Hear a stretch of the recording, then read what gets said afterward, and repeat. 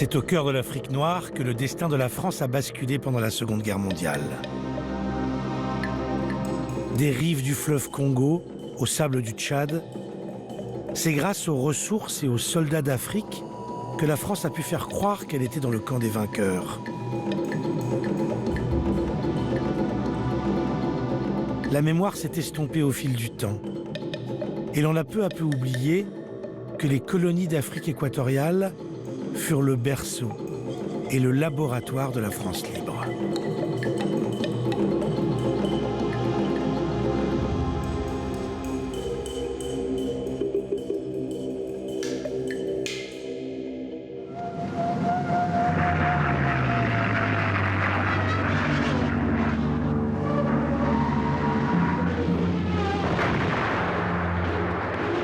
« 10 mai 1940, l'Allemagne passe à l'offensive et envahit la France. En quelques semaines, la supposée première armée du monde s'effondre devant la Wehrmacht. La catastrophe militaire et la débâcle morale sont sans égal. La France est en train de subir un désastre quasiment sans précédent. Le territoire métropolitain est envahi, la capitale est livrée sans combat, le gouvernement, etc., fuit vers Bordeaux. Et puis il y a une espèce de général inconnu, à titre provisoire, un nom qui ne dit rien à personne, parle. Tout le monde s'en fiche, en fait. Presque tout le monde s'en fiche. Un homme a pris l'avion pour Londres. Le général de brigade Charles de Gaulle refuse la défaite. Rares sont ceux qui entendent son appel le 18 juin à continuer la guerre. Quelques marins de l'île de Sein, quelques hauts fonctionnaires et militaires en rupture de banc. Tel est le visage de la France libre au début de l'été 1940. Depuis Londres, le général de Gaulle, pour reprendre la phrase de Jean Lacouture, il est squatteur sur les bords de la Tamise. C'est-à-dire qu'il n'a aucune légitimité. En 1940, aux yeux du monde, mais aussi au regard de la plupart des Français, c'est le maréchal Pétain qui jouit de légitimité. C'est au maréchal Pétain que l'Assemblée nationale a donné les pleins pouvoirs. C'est le maréchal Pétain qui jouit donc d'une reconnaissance internationale. Les ambassades de la planète entière vont passer de Paris à Vichy. Donc vraiment, de ce point de vue-là, le général de Gaulle se trouve dans une position d'infériorité très nette. Un officier défait qui sait que la France, ça n'est pas que la métropole. C'est aussi un empire. Et de Gaulle est convaincu que le salut ne peut venir que de ces lointains territoires, qu'il appelle à le rejoindre dès le 18 juin. Mais que peut le Verbe quand toutes ces colonies sont dans le giron de Vichy? Le général de Gaulle n'a ni base territoriale, ni moyen de lever des troupes, ni moyen de lever l'impôt. Il est dans une situation de dépendance totale vis-à-vis de Churchill. Et donc, de ce point de vue-là, l'apport colonial va être tout à fait capital. Il espère que dans l'Empire, il trouvera des troupes, des chefs, une administration qui puissent se rallier à lui. Donc pour de Gaulle, dès le 18 juin 40, l'Empire, c'est une possibilité. C'est un réservoir qu'il faut à tout prix utiliser. De Gaulle peut compter sur Churchill, le Premier ministre britannique, qu'il a distingué comme le chef de tous les Français libres. Mais au début de l'été, la voix du rebelle porte peu, dans un empire vaste comme 22 fois la métropole et peuplé de près de 120 millions d'habitants. En Asie et en Océanie, seules les Nouvelles Hébrides décident de continuer la lutte auprès des alliés britanniques. Pour le reste, l'appel gaulliste ne rencontre aucun écho. En Indochine, en Syrie, en Afrique du Nord et en Afrique noire. À Dakar, l'Afrique occidentale française affirme son soutien à Vichy, suivi par le gouverneur de l'Afrique équatoriale à Brazzaville. De Gaulle sait pourtant que ces vastes colonies africaines, aux ressources abondantes, sont une chance inespérée. Il me faut une terre française, n'importe où. Un lieu à partir duquel nous puissions commencer. La OF, l'Afrique occidentale française, fait l'objet de toutes les convoitises, pour des raisons évidentes. Dakar présente un rayon d'action énorme sur l'Atlantique Nord, c'est un port tout à fait capital. Puis évidemment, ce sont des colonies beaucoup plus riches, entre guillemets, que ne l'est l'Afrique équatoriale française. Il y a l'Afrique occidentale française, où la présence française est plus ancienne, où les installations sont plus importantes, où l'encadrement est organisé depuis plus longtemps, parce que la conquête a été finie depuis plus longtemps. Et puis il y a l'Afrique équatoriale française, dont la conquête est très récente. La fin de la conquête de l'AEF, c'est durant la Première Guerre mondiale qu'elle se termine.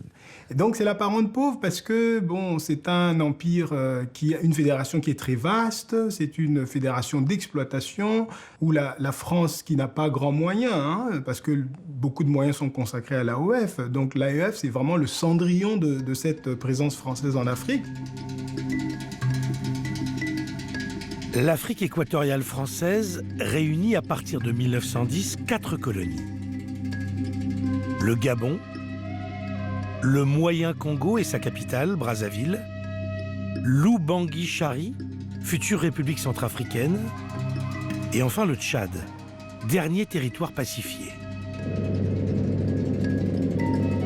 Une immense terra incognita, grande comme 4 fois et demi la France, juxtaposant climat tropical et saharien, territoire sous-équipé et sous-développé, avec au sud un accès sur l'océan Atlantique et au nord une frontière directe avec la Libye, aux mains de l'Italie mussolinienne. Les 4 colonies sont dirigées d'une main de fer et au niveau de l'administration, c'était toujours des Français. Il se trouve que parmi ces Français, il y avait Félix Éboué. Félix Éboué était guyanais. Il descendait d'une famille de libérés de la suppression de l'esclavage de 1848. Il a fait l'école coloniale et au moment de la guerre, il est gouverneur du Tchad. Félix Éboué est français avant d'être noir. Il est attaché à la métropole, il est attaché à la culture française. Il est en AEF pour exécuter la politique de la France. Et d'ailleurs, dans sa rhétorique, il y a toujours cette notion de « eux et nous ». C'est-à-dire nous les Français, nous les Blancs, et eux les indigènes. Socialiste et franc-maçon, Félix Éboué a été le premier noir, nommé par le Front populaire, à gouverner une colonie. Brutalement débarqué de Guadeloupe en 1938, il a été muté au Tchad, au cœur du Sahel, sur une terre pauvre et enclavée, mais désormais stratégique, avec à l'est et au sud-ouest les colonies britanniques du Soudan et du Nigeria, et au nord la Libye mussolinienne et l'Afrique occidentale française sous contrôle de Vichy. Dès les premiers appels du général de Gaulle, ce républicain convaincu bascule dans le camp de la résistance. Déjà en soi, sa destinée avant la Seconde Guerre mondiale est singulière. Atteindre ce type de fonction, ce type de responsabilité, alors que l'on a ces origines-là dans la France impériale, c'est déjà tout à fait extraordinaire. Et puis bien sûr, la décision de la fin du mois d'août 1940 le fait basculer dans une autre dimension. Ce qu'organise, ce qu'orchestre, ce que réussit Félix Éboué, c'est ni plus ni moins une révolution. Et cette révolution, Éboué la déclenche sous la forme d'un coup d'État en douceur. Le 26 août 1940, il déclare que le Tchad rejoint la bannière du général de Gaulle. La France libre, conçue à Londres, voit le jour à Fort-Lamy, l'actuel N'Djamena. Les Trois Glorieuses sont en marche, ainsi nommées en hommage aux 3 journées révolutionnaires de juillet 1830. 26, 27 et 28 août 1940, 3 journées qui sonnent la dissidence de l'Afrique équatoriale.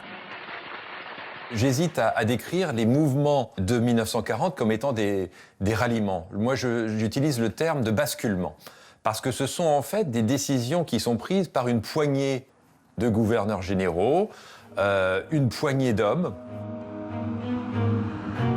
Loin du mythe des ralliements successifs, les Trois Glorieuses sont l'affaire de quelques hommes.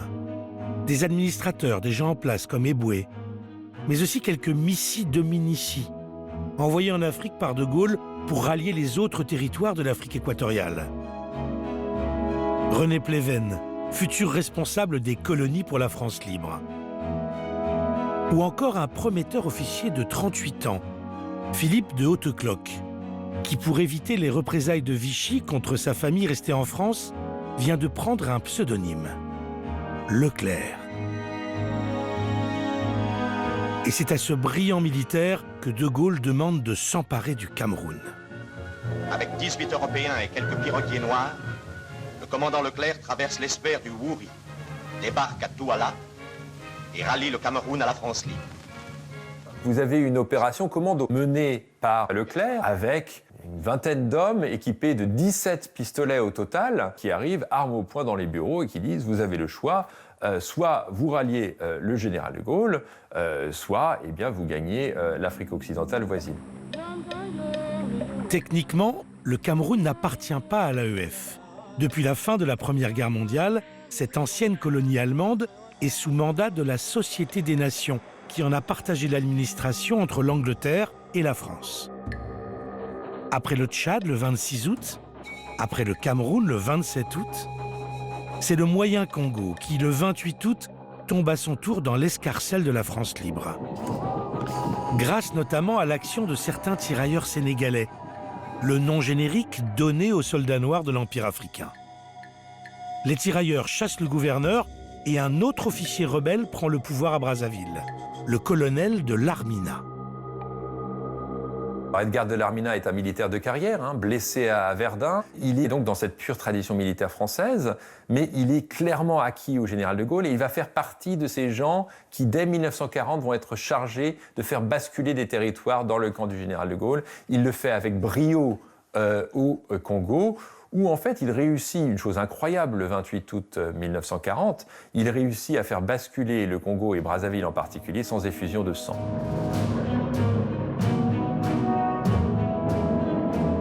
Une poignée de conspirateurs, architectes du coup de poker des Trois Glorieuses, bientôt condamnés à mort par Vichy, et homme orchestre improvisé de la France libre. Eboué, le petit-fils d'esclaves affranchis, futur gouverneur général de l'AEF. Larmina, bientôt haut commissaire de l'Afrique française libre. Quant à Leclerc, l'aristocrate Picard, il est nommé commissaire général du Cameroun. Ces hommes étaient d'abord et avant tout des rebelles absolus, qui avaient su dire non à un moment où tout le monde disait oui, où quasiment tout le monde disait oui. Donc des tempéraments de feu. Des hommes qui n'auraient pu faire l'histoire sans le soutien logistique, militaire et financier de la Grande-Bretagne. D'autant plus indispensable que les deux derniers territoires de l'AEF offrent une résistance féroce. En dépit de certains militaires réfractaires, Lou Bangui Chari finit par prêter allégeance au général de Gaulle. Mais il reste le Gabon, où les combats feront rage pendant des semaines.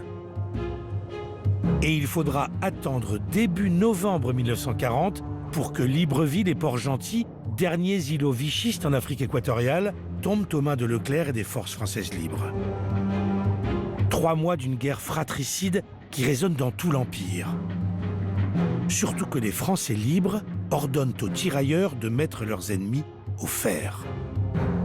Il y a aussi d'un point de vue africain, des Gabonais sidérés de voir des Français tirer sur des Français. Et, j'ajouterais, des Africains en uniforme français tirer sur d'autres Africains en uniforme français. Tout ça n'a aucun sens, évidemment. Je crois que ce que ça fait surtout, c'est que ça fait tomber un peu le masque impérial, quoi. C'est-à-dire que ça fait tomber un peu le blanc de son piédestal où il était installé. C'est presque un dieu, c'est le dieu colonial. Et puis, il y avait peut-être dans l'esprit des Africains cette idée-là que les Blancs, c'est un groupe monolithique. Voilà. Et donc, de voir des Français se battre contre des Français, d'autres Français, de voir des Français se battre contre les Allemands, et ainsi de suite, ça expose des vulnérabilités. Et ça aussi, ça va être important et lourd de sens pour l'après-guerre. Ce qui, le 18 juin, n'était qu'une chimère, est devenu réalité. À la fin de l'été, la France légitime a quitté les berges de la Seine pour celle de Brazzaville. La France libre dispose désormais d'hommes et d'une base territoriale. Et son chef, à l'entendre sur la BBC, peut enfin s'engager pleinement dans le conflit. Le crime de l'armistice, c'est d'avoir capitulé comme si la France n'avait pas l'Empire. Le crime de l'armistice, c'est d'avoir méconnu les forces immenses et intactes que nous gardions dans l'Empire. Il reste à la France de très importants atouts dans cette lutte où se joue son destin. Et le premier de ces atouts, c'est déjà un formidable apport en combattants. Avec l'AEF, ce sont environ 15 000 soldats qui rejoignent automatiquement les rangs du général de Gaulle. Le Français libre lambda de la première heure, c'est peut-être un marin de l'île de Sein, mais c'est aussi un Tchadien, parfois en relais de force, un homme de Lubangui-Chari, un Camerounais, un Congolais ou un Gabonais. À ceci près que les populations colonisées du Cameroun et de l'Afrique équatoriale ont été embarquées sans avoir eu leur mot à dire. Les indigènes sont des sujets, dépourvus de tout droit politique. Une notion dont on peine aujourd'hui à s'imaginer les contours. Ça veut dire quoi être un sujet dans l'Empire français et notamment en AEF?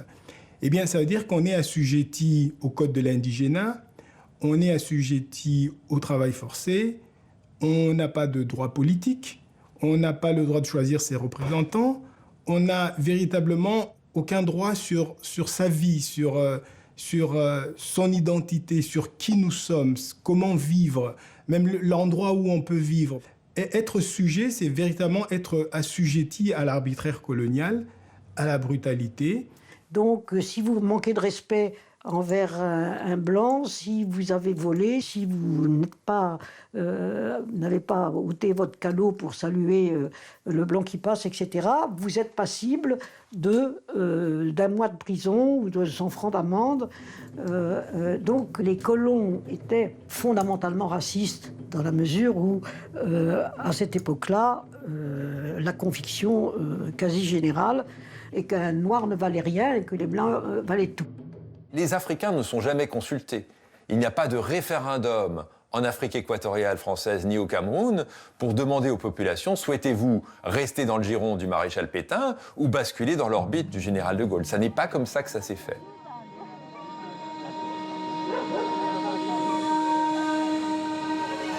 Pour l'heure, en ce mois de septembre 1940, il s'agit pour la France libre de prolonger l'élan. Les Trois Glorieuses ont donné des ailes à De Gaulle, mais sa légitimité demeure fragile.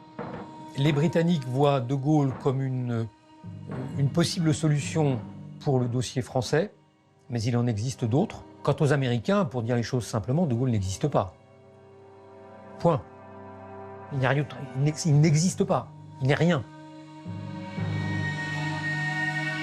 L'homme du 18 juin tourne maintenant son regard vers l'AOF, l'Afrique occidentale française.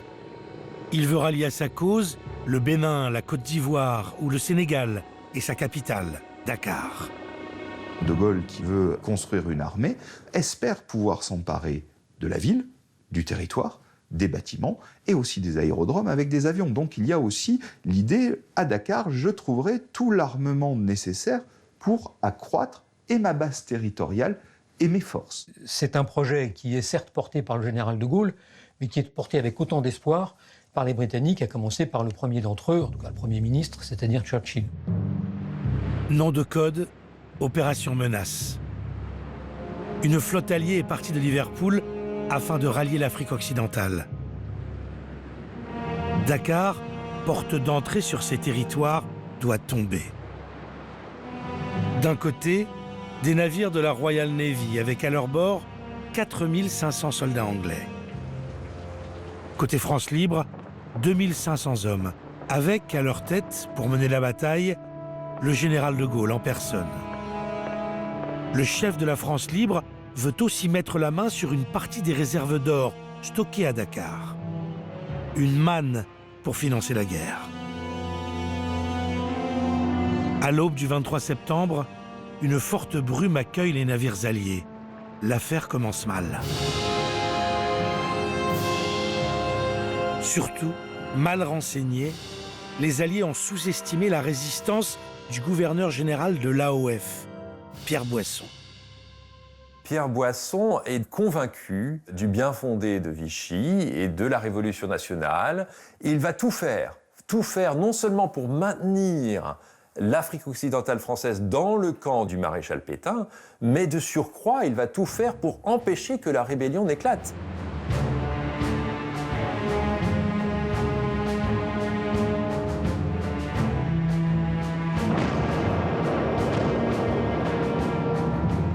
À quelques encablures devant lui, De Gaulle peut observer le feu lancé par la marine de Vichy.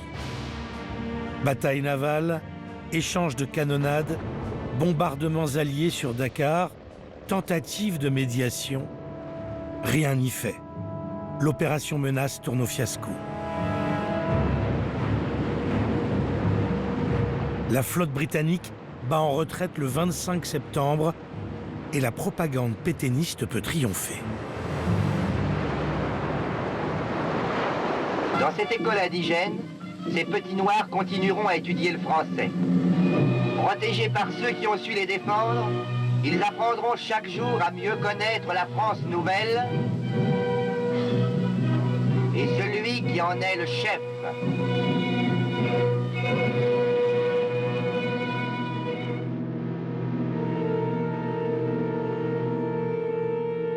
C'est la dernière fois que De Gaulle sera présent sur un front militaire pendant la Seconde Guerre mondiale. Les jours qui suivirent me furent cruels. J'éprouvais les impressions d'un homme dont un séisme secoue brutalement la maison et qui reçoit sur la tête la pluie des tuiles tombant du toit.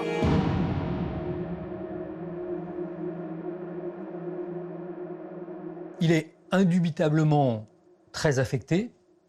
D'aucuns ont imaginé qu'il a connu à ce moment-là ce qu'on appellerait certainement pas un épisode dépressif, mais un épisode de relative déprime. Après, que l'entreprise gaulliste ait survécu à cet échec à Dakar et à ces, mettons, 2 semaines de fragilité, a prouvé à la face du monde qu'un élan était là, qu'une force était là. On peut dire qu'à ce moment-là, De Gaulle ne se perçoit plus comme un chef militaire. Il est désormais un chef politique.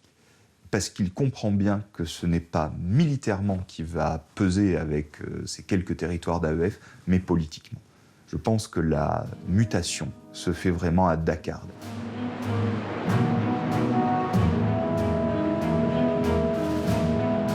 Après le cuisant échec dakarois, De Gaulle sait que l'horizon de la France libre se trouve en AEF et au Cameroun. Il foule pour la première fois le sol de cette Afrique française libre le 8 octobre 1940, accueilli à Douala par Leclerc et l'Armina. C'est avec les habits d'un chef d'État qu'il parcourt des milliers de kilomètres, du Cameroun au Tchad, jusqu'à Brazzaville, officiellement nommée capitale de la France libre. Dans la moiteur de la ville congolaise, l'agenda est simple et vertigineux. Il ne s'agit rien de moins que de jeter les bases d'un nouveau régime. Dans cet AEF, qui devient gaulliste, un maître est à l'œuvre. Et c'est De Gaulle. De Gaulle est un militaire, certes. C'est aussi un historien de la France et de son armée. Et cet homme-là sait qu'il y a un certain nombre d'opérations à conduire pour établir un pouvoir régalien. Et donc il crée le Conseil de défense de l'Empire. Le Conseil de défense de l'Empire, ou l'embryon d'un gouvernement avec en son sein les héros des Trois Glorieuses, Eboué, Leclerc, l'Armina. De Gaulle et cette garde rapprochée élaborent le Manifeste de Brazzaville. Promulgué le 27 octobre 1940, 3 jours après la rencontre entre Pétain et Hitler à Montoire. 2 pages, quelques paragraphes, mais derrière l'économie des mots, c'est Vichy qu'on abat, ou plutôt qu'on met entre parenthèses. Il n'existe plus de gouvernement proprement français. En effet, l'organisme sis à Vichy et qui prétend porter ce nom est inconstitutionnel et soumis à l'envahisseur. Les gaullistes gravent dans le marbre un principe irréductible pour les décennies à venir. L'État français n'était pas à Vichy, il était à Brazzaville. Toujours en vue de renforcer la légitimité de la France libre, De Gaulle crée l'Ordre national de la libération. Ça part d'un constat d'échec. Les élites n'ont pas rejoint De Gaulle. Et donc, De Gaulle, qui s'adapte, décide de constituer, avec ses allures de chevalerie que représente un ordre militaire, une élite autour de lui, en disant, eh bien, il y a eu faillite des élites en métropole qui ont conduit à la défaite, il y a eu faillite des chefs, des institutions, eh bien, autour de moi, dans le feu du combat, une nouvelle élite est en train de naître. Parmi les premiers compagnons de la libération, les ralliés de la première heure, bien sûr. À l'issue du conflit, sur les 1032 hommes et 6 femmes décorés de la plus prestigieuse médaille française de la Seconde Guerre mondiale, seulement 11 combattants africains trouveront leur place. Un nouveau monstre vient de naître en Afrique. Cet animal merveilleux, hérissé d'antennes et parcouru d'ondes, c'est Radio Brazzaville. Brazzaville allait pouvoir, jour et nuit, garder le contact avec tous les Français, ceux des colonies comme ceux de la métropole. Pour propager la bonne parole et pour contrebalancer les émissions de Radio Dakar, restées fidèles à Vichy, De Gaulle demande à une équipe de journalistes de fonder un service d'information en Afrique française libre. Il faut absolument gagner la guerre des esprits, puisque le but du général de Gaulle, c'est aussi de faire basculer les territoires qui ne l'ont pas encore fait. C'est-à-dire de persuader les Français d'AOF, de Madagascar, d'Indochine, des Antilles, etc., de se rallier à son camp. Il en est qui n'ont pas attendu. Comme ces combattants, parfois à peine âgés de 18 ans, sans formation militaire, qui inaugurent leur vie d'adulte et de soldat au cœur de l'Afrique équatoriale. Sans aucun ennemi allemand ni italien à l'horizon. Brazzaville est à 2500 km du premier théâtre d'opération. Vous avez là-bas des jeunes gens qui arrivent d'Angleterre, qui vont aller au camp Colonna d'Ornano à Brazzaville pour se former à la guerre du désert, après parfois avoir rejoint l'Angleterre dans des conditions absolument terribles pour se battre, et qui se retrouvent très loin de la métropole occupée, très loin du lieu des combats, et qui doivent se dire, bien voilà, je suis là pour combattre. Donc c'est extrêmement compliqué. Sous le vernis de la propagande d'un régime bricolé au cœur de la brousse, surgissent les clichés de soldats désœuvrés. Fragments de vie, souvent éloignés des canons d'une France libre conquérante, forte et organisée. L'ennui est un immense problème. Il gangrène la cohésion de la troupe, puisque vous avez des gens qui ont pris d'énormes risques pour continuer le combat, qui ont désobéi pour cela et qui ne combattent pas. L'enjeu est pourtant capital. Pour s'asseoir à la table des vainqueurs, la France libre doit payer le prix du sang. Et en ce début de l'année 1941, ça ne peut être qu'en Afrique. De Gaulle a une obsession. Transformer la frontière entre le Tchad et la Libye mussolinienne en un front militaire sous le commandement de la France libre. Et envoyer ainsi un message fort aux Anglais, mais aussi à Vichy, qui l'accuse de ne tirer que sur des Français depuis les Trois Glorieuses. Leclerc, patron de la colonne du même nom, désormais commandant militaire du Tchad, doit se battre. Mais se battre comment? Et avec quoi? Leclerc est celui qui est très directement confronté entre l'ampleur des ambitions gaulliennes et la pauvreté des moyens et de ce qu'il a sur place. Leclerc doit moderniser son unité, précisément pour la rendre capable de se projeter en dehors des frontières du Tchad. Il s'agit de combattre dans des lieux notamment désertiques, et tout ça pour lui n'est pas absolument évident. Donc il a fallu qu'il apprenne, et puis il a surtout fallu qu'il s'adapte à une guerre de super pauvres. Sur une carte du désert libyen, De Gaulle a désigné à Leclerc d'un lapidaire ça, le premier objectif militaire de la France libre. Ça, c'est le fort de Koufra, séparé de Fort Lamy, la capitale du Tchad, par plus de 1000 km de sables et de pierres. Koufra, un nom encore évocateur pour l'armée française. Koufra, c'est une oasis qui se trouve au sud-est de la Libye, tenue par les Italiens. La victoire de Koufra, ce sont quelques centaines de Français qui l'emportent sur quelques centaines d'Italiens, dans un trou totalement perdu, encore une fois au sud-est de la Libye. La conquête du fort de Koufra est acquise au prix d'une logistique hors norme. Pour appuyer les 400 soldats de la colonne Leclerc, des dizaines de camionneurs camerounais réalisent des allers-retours incessants depuis Fort Lamy. Distances énormes et conditions dantesques. La moindre crevaison peut conduire à la mort. Au bout d'un mois de siège, les Italiens s'avouent vaincus. Et le 1er mars 1941, le drapeau blanc apparaît. C'est une victoire symbolique. C'est la première fois, depuis la grande catastrophe, que l'ennemi, pas l'allemand, mais l'italien, est conduit à se rendre. Donc symboliquement, c'est colossal. Mais en pratique, c'est 3 fois rien. C'est d'abord un événement important pour la France libre, et donc pour la propagande française libre vers la France occupée. Là, c'est quelque chose de très important. C'est la première grande victoire française libre sous pavillon français libre. Et de ce point de vue-là, c'est absolument capital. Pour le général de Gaulle, Koufra va permettre de dire devant les Alliés, la France n'a jamais perdu la guerre. Elle a perdu la bataille de mai-juin 40. Elle n'a pas perdu la guerre. C'est alors que Leclerc prononce le serment qui nous liera désormais à lui jusqu'au bout. Jurons de ne déposer les armes que lorsque ce même drapeau flottera sur Paris et Strasbourg libérés. Le serment de Koufra grave la bataille dans la légende. Il fait aussi oublier les aspects moins honorables de la reddition italienne.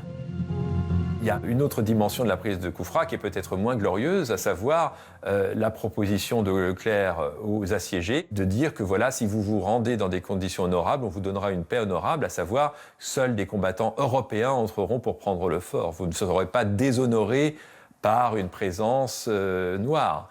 En sachant qu'il y a quand même 295 Africains pour 101 Européens et que c'est donc une victoire majoritairement africaine. Nous étions 28 Blancs, nous sommes maintenant 500. Et 3000 Noirs sont venus nous rejoindre.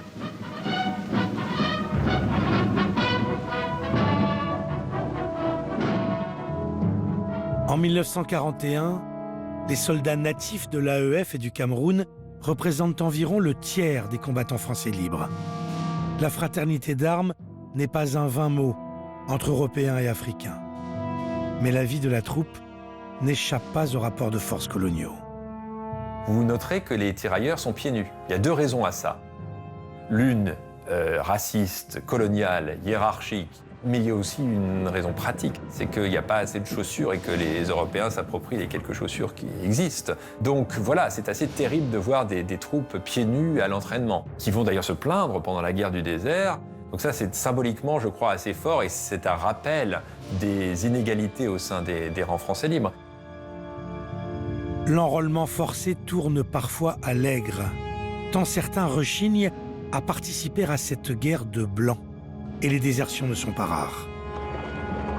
Le souvenir de 14-18 et des troupes envoyées au feu telles de la chair à canon ont laissé un souvenir brûlant. Mais pour d'autres, c'est ce même souvenir qui réactive la haine de l'Allemand et encourage leur engagement sous l'uniforme gaulliste. Il ne faut pas penser que tous les Noirs qui se sont engagés pour la Deuxième Guerre mondiale l'ont été en contrainte, travail forcé, etc. La majorité, oui, parce qu'ils n'étaient pas au courant.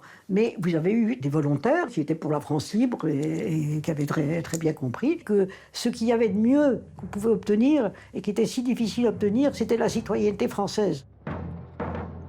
En AEF, il y a un espoir qu'en nous mobilisant, en combattant pour la métropole, on espère qu'à l'issue de la guerre, on pourra nous accorder ces droits-là que nous demandions auparavant, c'est-à-dire les droits politiques qui n'existent pas, les droits civiques qui n'existent pas, le droit de disposer de ses ressources, le droit d'avoir accès à la terre, tous ces droits-là n'existent pas.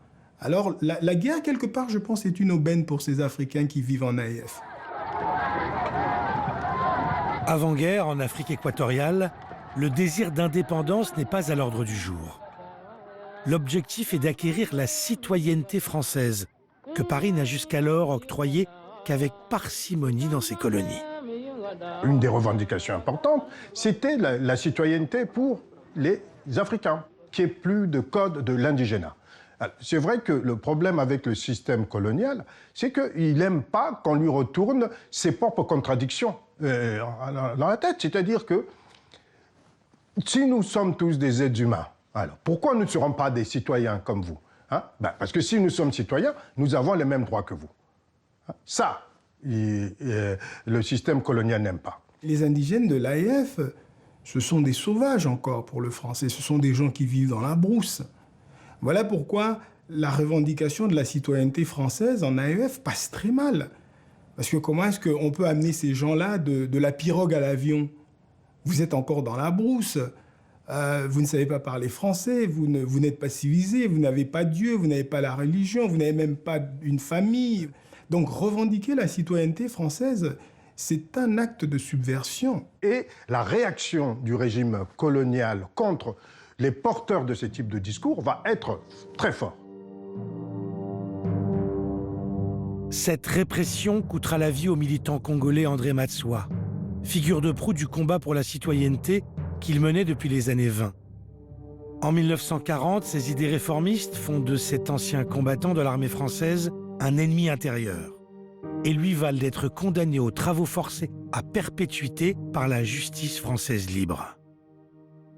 On ne tient absolument pas compte du fait que cet homme s'est battu pour la France. On ne tient absolument pas compte du fait que Matsoa a donné des ordres à Brazzaville et au Congo pour que 3000 volontaires soient donnés à la France pour aller combattre au front. Mais revendiquer la citoyenneté française, c'était franchir le Rubicon. Et Matsoa le savait. Il a franchi le Rubicon et ça lui a coûté sa vie. André Matsoa meurt au début de l'année 1942, en prison. De maladie ou tué par ses geôliers, le doute demeure. Une chose est sûre, l'indigène des colonies d'Afrique équatoriale doit filer droit. La période France libre est synonyme d'un retour aux cadences infernales et aux abus du passé, ceux infligés au début du siècle par les compagnies concessionnaires. Les précieuses ressources extraites des entrailles de l'Afrique centrale vont servir la cause du général de Gaulle auprès de Londres et Washington. C'est grâce au bois, à l'or, au coton ou au caoutchouc que la France pourra faire croire qu'elle est dans le camp des vainqueurs. Le caoutchouc est absolument crucial à un moment où les réserves de caoutchouc sont au plus bas, où le Japon a mis la main sur le caoutchouc d'Indochine française, de Malaisie britannique, en gros sur 77% du caoutchouc de la planète. Et donc il y a cet appel au secours de Londres et de Washington disant « il nous faut tout le caoutchouc dont vous disposez ». Le caoutchouc ici, c'est pas comme le caoutchouc asiatique, hein. Le caoutchouc asiatique, c'était des EVA, c'est un arbre, on fait un trou. Mais ici, c'est des lianes.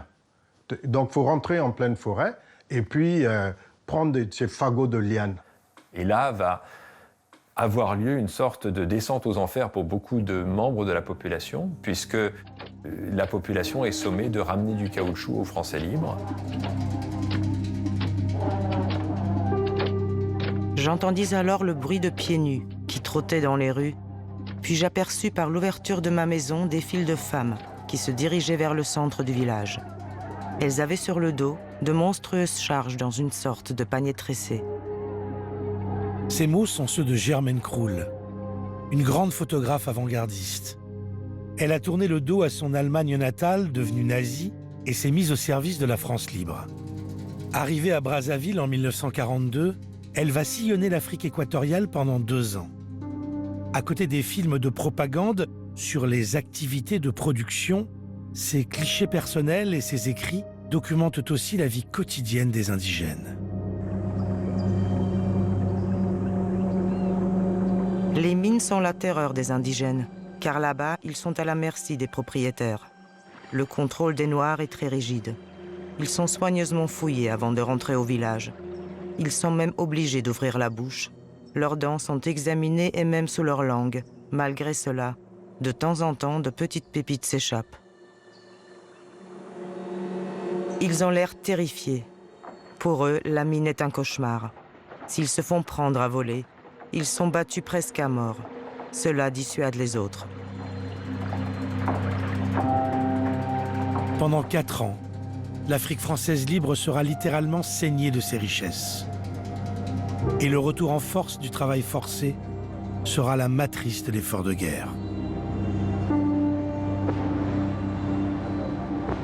Si vous voulez, au moment du recrutement des travailleurs en 1940, vous avez des officiers français et Félix Eboué qui fait attention et qui justement veille à ce que ça ne soit pas excessif. Et puis vous avez les administrateurs de base qui ont été dressés à taper sur l'indigène depuis toujours et qui continuent à le faire. Il y a eu les deux. La réalité est que même si une personne de couleur était gouverneur général de l'AEF, eh bien les pratiques racistes, les brimades, l'oppression, l'arbitraire lié au code de l'indigénat perduraient, voire se renforçaient depuis 1940, puisque je le disais, la guerre couvrait les pires abus.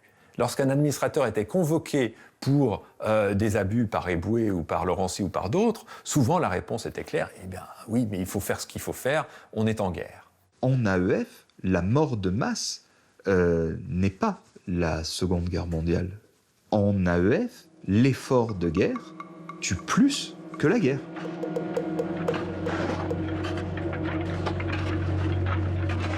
En à peine 2 ans, l'Afrique française libre est devenue un État capable de soutenir en partie l'effort de guerre. Mais une telle réussite a un prix. Le niveau de vie des populations locales baisse drastiquement. La natalité chute. La mortalité explose.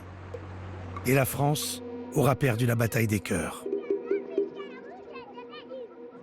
Le général de Gaulle quitte Londres pour venir passer quelques jours en son cher Brazzaville. Londres est sans doute pour lui une cité amie, mais ce n'en est pas moins une ville étrangère. Tandis que Brazzaville est une terre française, le cœur même de cette magnifique France équatoriale qui s'est unanimement dressée à son appel. Koufra a ouvert la course vers la Méditerranée pour rejoindre l'armée britannique partie d'Égypte. À partir de février 1942, tirailleurs et bataillons de marche, sous les ordres de Leclerc, mènent campagne contre les Italiens dans le Fezzan. Les combattants issus de l'AEF et du Cameroun vont s'aguerrir, vont faire preuve d'énormément de courage, par exemple dans le désert tunisien à Ksar Ilan, ultérieurement.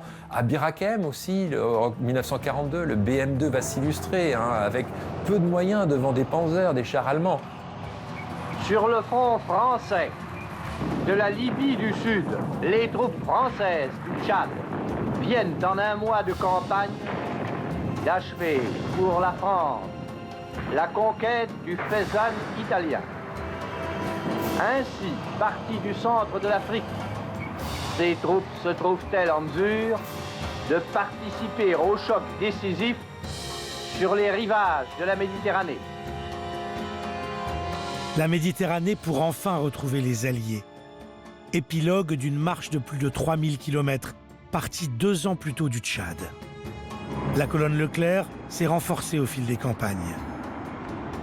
En janvier 1943, forte de 4000 Africains et 600 Européens, elle réalise enfin la jonction tant attendue avec les troupes britanniques, vainqueurs de l'Africa Corps du général Rommel lors de la décisive bataille d'El Alamein.